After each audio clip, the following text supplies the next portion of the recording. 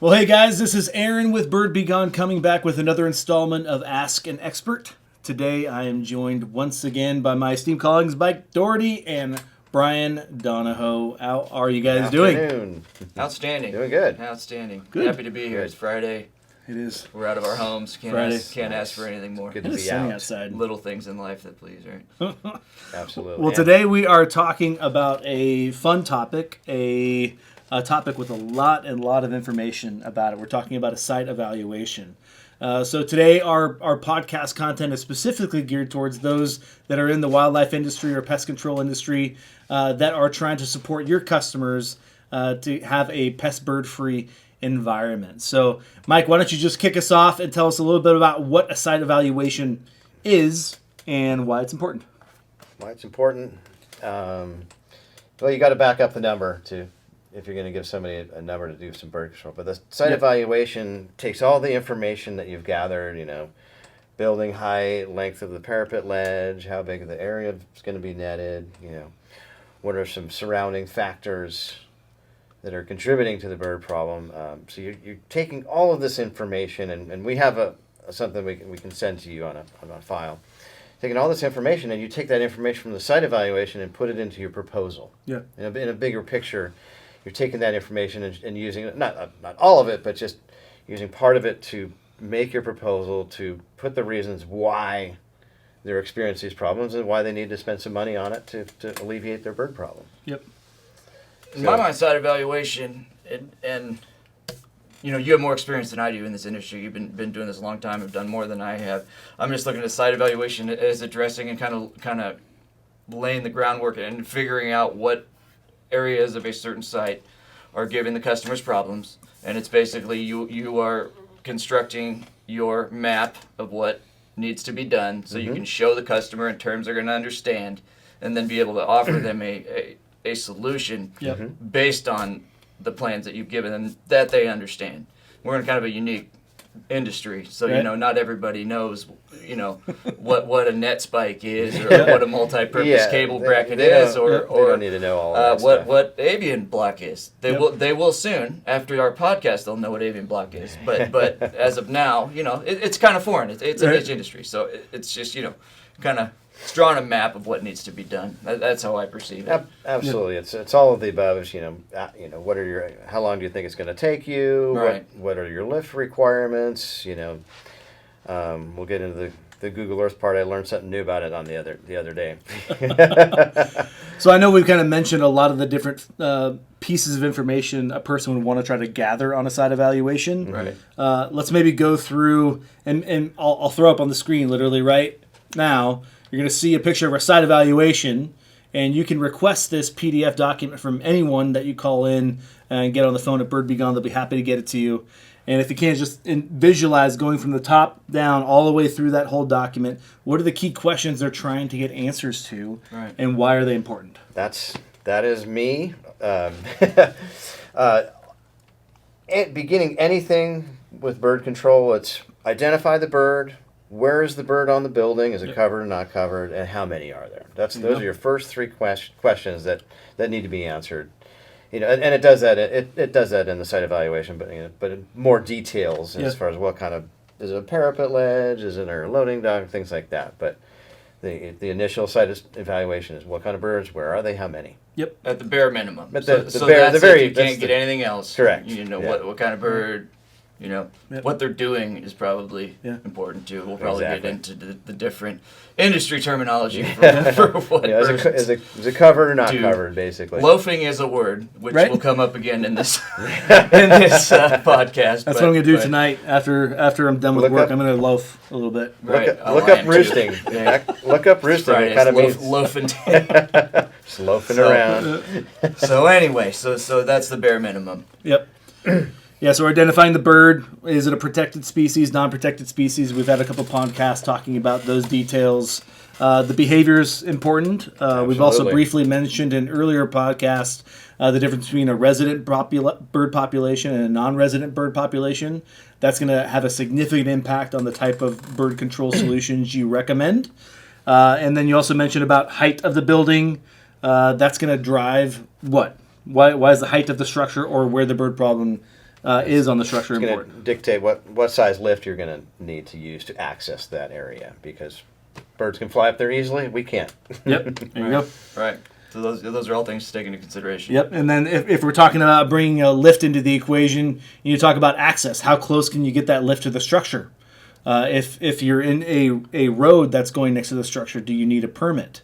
If you get the lift and it's unstable ground, that's going to drive what type of lift you get. So these are all the types of questions you need to have in your mind, because each one of those at the end of the day is going to impact the safety of the job, Right. the quality of the job, and the overall cost Right. of the job. So you would hate to bid a bird control job based on an assumption that you made about the height, elevation, or access, and Right. realize you have to pay for a lift that doesn't reach.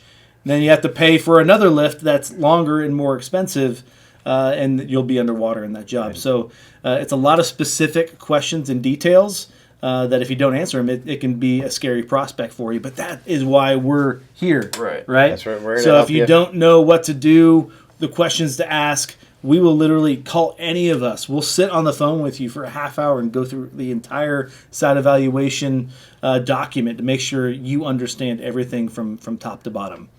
So we've identified the bird, we've identified the behavior, we've identified what they're doing on the structure. What are some of the other key things you're looking at when you're going through that site evaluation process? One of the other things is, when can you perform the work? Always. That's a big one. That's like, you show up with your lift at That's a 8 in big the one. morning. Right. You can't work today. You guys got to work at nighttime. That's a whole lost amount of time, and, Right. and the biggest loss is time. And the site evaluation sheet is very thorough. It answers all of the questions, or it forces you to answer all of those questions. Right. So missing pieces of information, it's as thorough as it can get. The more information you have, the better you have to get a price. And that site evaluation sheet that you put up, I mean, that's a very thorough site evaluation. And if anything, if somebody were to come to me and say, how do you do it? What's the best way to do it? I would follow that as closely as possible, because it's very thorough. It's very complete. If you can answer, ideally you want to answer all of them, but I understand that, a lot of times that's not possible. If you can answer most of them, or at least ask the question to the customer that's on there, and if they say, I don't know, that's fine too. But if you follow that as you're beginning to do bird work, I don't think you're going to go wrong. And like anything else, after doing it so many times, you get better. And you need practice like at doing anything. it. And you're always going to learn something new at a site evaluation. Right. I learned that a lift, we had everything set up, and the gradient on the ground was too much, so the lift wouldn't So it move. wouldn't go up. Yeah. I learned something that day. And, then day shot. Time. Lost time. That's the time. So- that's the biggest. So it's the little things biggest- like that. It's little things like that Yeah. that you need to pay attention to. Yep. Time. is Better the to be biggest- more thorough than not enough. Yeah. You can't lose money when you're too thorough. Yeah, time is the biggest expense on any job, whether Right. you're doing birds or bugs or whatever it may be. So, getting all of that information and using that information, the knowledge is power, right? Right. That's the more you know, the better off you are. What about permits? Yep. Permits are huge. Permits, yeah. Do you need to stop traffic? Do you need a permit to park to get the lift out there? The busier, downtown areas, downtown metropolitan cities, you're going to need permits. Right. You got to take that time and energy to do that and pay for it. Yep. And if I'm going out, let's say I'm going on to my first site evaluation next week, what tools should I have on me to make sure I can get all the information I need? That's a good question. I would have a measuring wheel. Okay. All right. Get my lengths. If I'm in a truck that has all my tools that I'm traveling with, which a lot of you out there do, some people don't. Let's assume we have the truck. I'm getting my ladder out. I'm going up as high as I can. We'll use a 2-story building as an example. I'm getting up there, kind of looking around. I'm noting what the material, what the building's made out of. That's key. I'm looking for what kind of bird it is. If I can afford to take the time to do it, I'm going to stay there for an hour or two to see kind of what they're doing, how they're moving. That's a really good point. Sometimes people don't take Right. that time to note activities and behaviors Yes. and patterns. That's important. I'm looking for areas that are going to need cleanup. That's time. Yep. That's hazardous. You may have to contract that out. What else am I looking for? I'm looking at accessibility. Yep. If certain places are hard to get to, it's going to take more time. Yep. If I'm able to talk to the owner of the building, I'm going to find out what they're open to, what they're not. It makes no sense to make a net proposal if they're not going to do it. Right. Again, saves time. And what else? That off the top of my head, and we're talking about tools, flashlight, PPE, ladder, like I said. What else? Tools of measurement. Laser measuring. Yeah, rangefinders are way right. more accessible and cheaper now than they were 5 years ago. Right. If you can spend, you can get on the cheap end, you can get one for $50. You can get a nice one for $250, $300. But it'll save you so much time down the road to know exactly how high that building is. Or let's say you're on top of a structure, or you're dealing with a two-structure scenario where you can literally, from the top of one structure, shoot a laser across a gap and know exactly how far that net canopy needs to be. And versus having to go all the way down, go back up, and it just saves you a lot of time, effort, and energy by having a simple tool like that. And I didn't even mention the most important tool. You know what I'm going to say? Oh yeah. What am I going to say? Starts with a G. Starts with a G. Goose. That wasn't what I was going to say. But well, now I'm curious. What were you going to say? Google Earth is always a fantastic tool. That's a great tool too. If you can't go see the site, especially now, a lot of times we're just plain not allowed to do it by law or whatever. But then that's time too to go actually to a site when they want a bid now. They want an evaluation now. You can at least meet halfway and say, well, I know your measurements. Yep. But the tool I was going to talk about is our phone camera. Oh, yeah. That's huge. That's invaluable. We all have cameras. We all have. Everybody has a camera nowadays. Video cameras now. Yep. Look at that stuff. Because then, worst comes to worst, you can call us. We can help you. And we love going through that, footage and pictures and learning with you. So make sure you have your phone with you or a camera or something to take pictures. Or a drone. I saw a great site evaluation. Drones are coming onto the market. Yesterday, someone sent it, and he had a map of the house from Google Earth and area 1, 2, 3, 4, 6, 7, and he showed the drone went into each area, and he flashed, this is area 1, this is area 2, this is area 3. It was very, very well done. Yeah. It's like a live Google Earth That's cool. view of the house and showing exactly where they're going to put the spikes in the netting. It was fantastic. That's great. Thing that and I first thing I ever since seen. Since your guys are bringing up basically camera and video equipment, not only will that help you if you don't know what to do, you can send that information to us and we can walk alongside you to make a best recommendation for that specific job. But you can actually take those images or that video and actually use it as part of your proposal.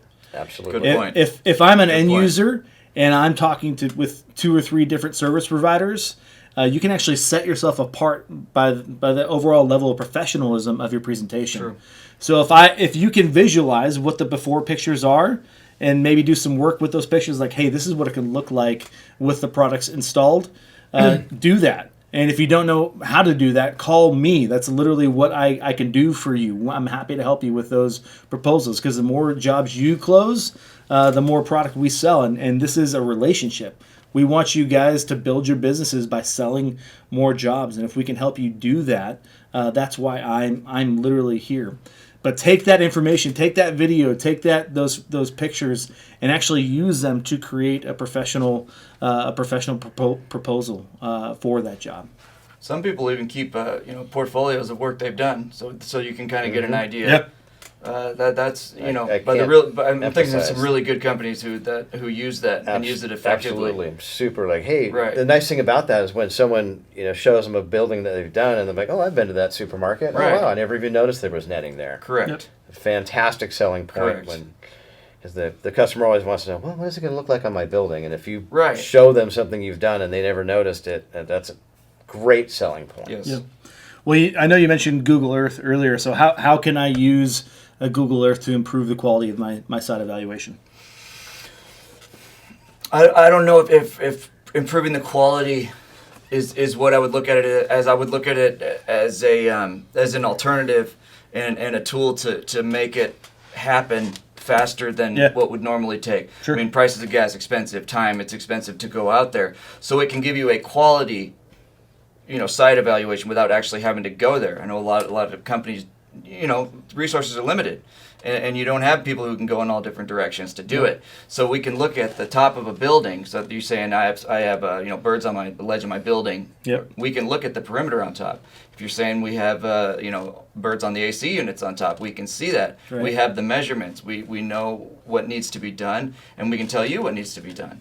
So in that sense, it's a very, very effective and important tool in doing this, especially when companies in the beginning are starting to grow and they can't be everywhere at once. Sure. And I have yet to have an instance where somebody has done a proposal on the top of the building. I emphasize the top because you don't know what's underneath or whatever.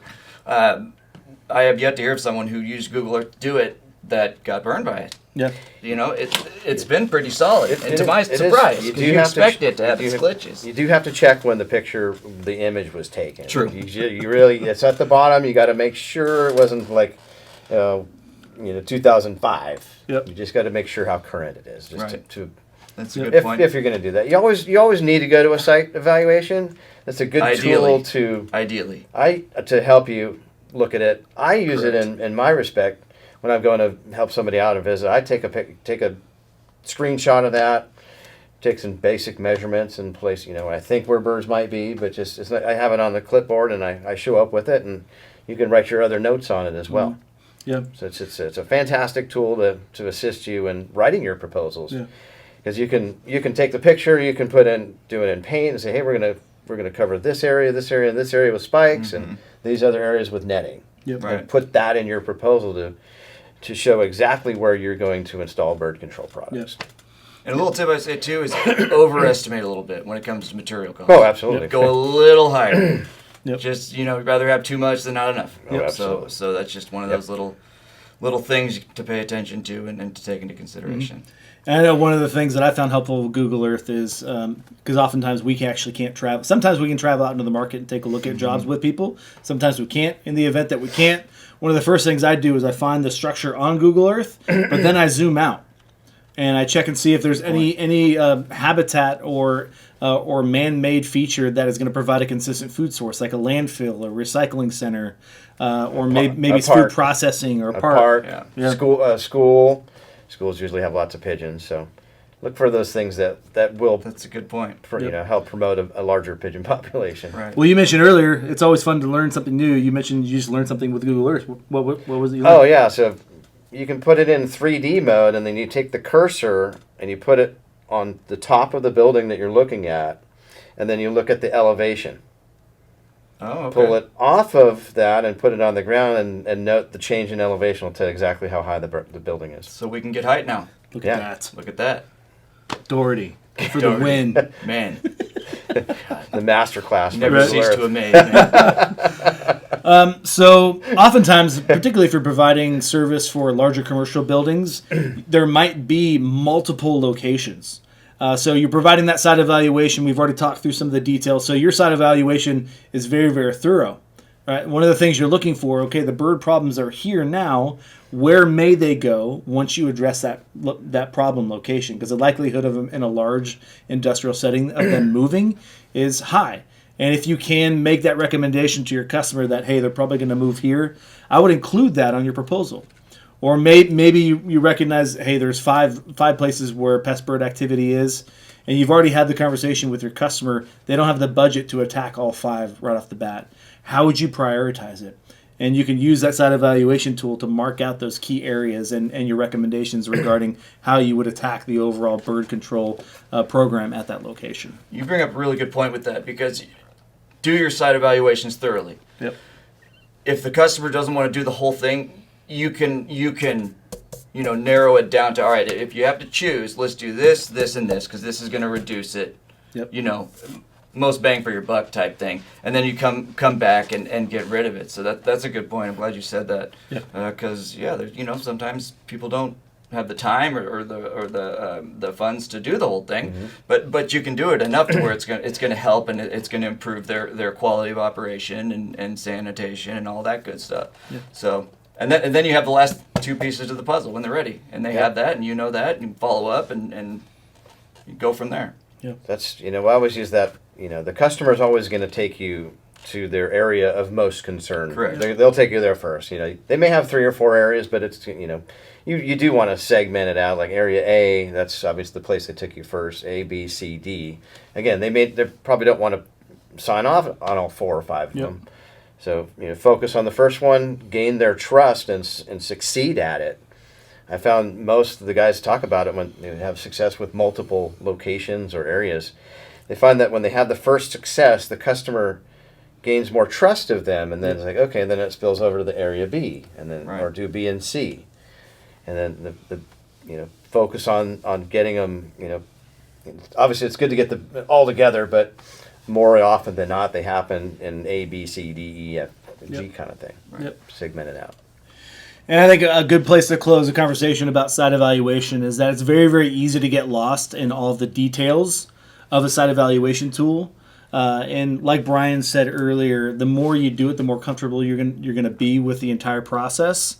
But make time to actually listen to your customer. Why is it important to them? What are the things they're most concerned about? Are they concerned about the look of the structure? Are they concerned about safety? Are they concerned about their brand? You have to learn your customer's why. And then once you learn that customer's why by asking good questions and actually listening, you can take all of the information you've gathered from your site evaluation and communicate it in such a way in your proposal to address their primary concerns of why. Right, and at the end of the day, that's what a good or well-executed site evaluation is. It's getting you all the information you need so you can communicate in the most compelling way to your customer so you can make that sale. Perfect. Yeah. Very well said. Well, all right, guys. Appreciate everyone joining us today. We are going to do some deep dives into how to sell bird control in future podcasts. But if the content that we're going over is interesting to you, we actually have something called Bird Be Gone University. Maybe you want to become a certified installer with Bird Be Gone. If that's something that's interesting to you, reach out to me, reach out to Bryan or Mike. We'll make sure you get the support you need and get you all trained up. But until then, join us next Tuesday. See you guys. Right.